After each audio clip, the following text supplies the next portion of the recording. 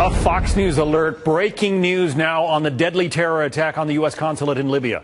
Fox News sources telling us CIA officers on the ground in Benghazi during the attack sent requests for help but were denied. National security correspondent Jennifer Griffin is live at the Pentagon with more on this. Jennifer. Hi, John. Well, sources who were on the ground in Benghazi during the attack tell Fox News that, in fact, there were 3 separate requests to aid not only the attack that was occurring at the consulate and to try and help with that attack, but also requests for outside help, outside military to help once there were gunfires and firefights at the CIA annex. Those requests, we're told, came from higher headquarters. They were told to stand down. There were, as you know, Glenn Doherty and Tyrone Woods, the former Navy SEALs, were over at the CIA annex at about 9:40 p.m. when the first shots were heard at the consulate where the ambassador and his team were taking fire. I'm told that they radioed to their higher headquarters that they wanted permission to go and help the ambassador, to help the ambassador's teams. At that time, they were told by their higher-ups to, quote, stand down. They waited approximately an hour.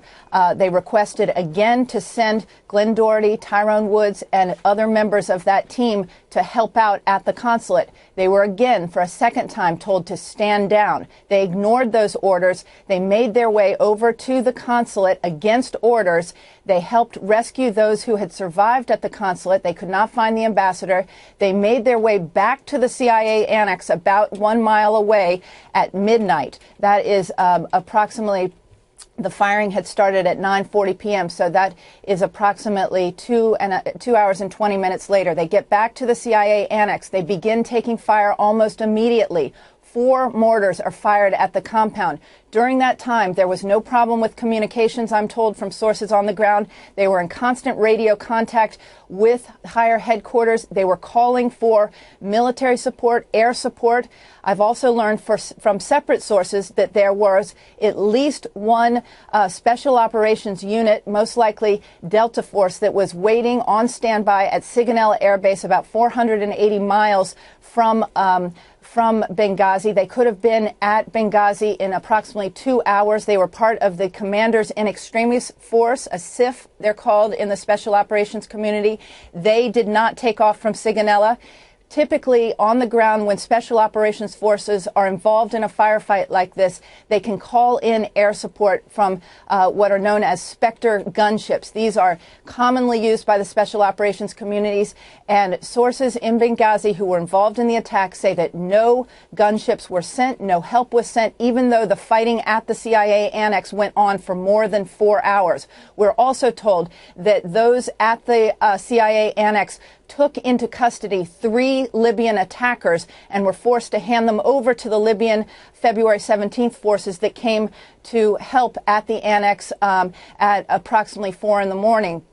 They handed those 3 Libyans over. It's not clear from U.S. officials what happened to those Libyans and whether those Libyan attackers were, in fact, released in the end by the Libyans. But this is somewhat explosive information that 3 requests were denied from higher headquarters to not only help the ambassador and his team at the consulate, but also to send in outside military help that could have helped in this ongoing firefight that went on for 6 hours and 20 minutes.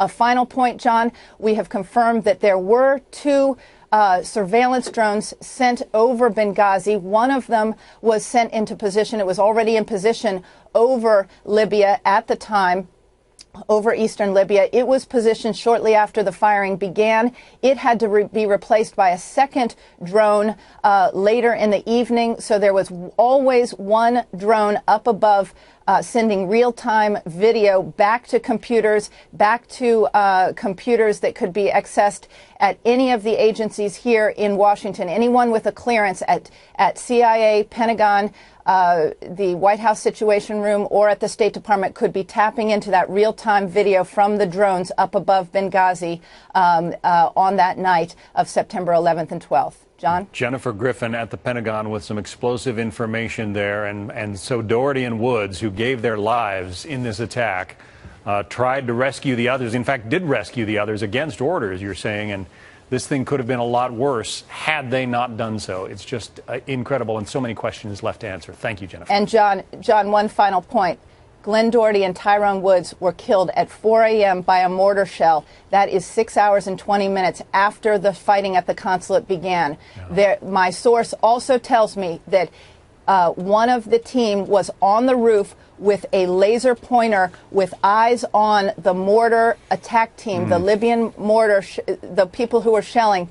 That laser could have helped guide in any Spectre gunship or any other form of military help if it had been sent from Sigonella. Or an armed drone even. Jennifer Griffin, again, we'll get back to you later. Thank you so much.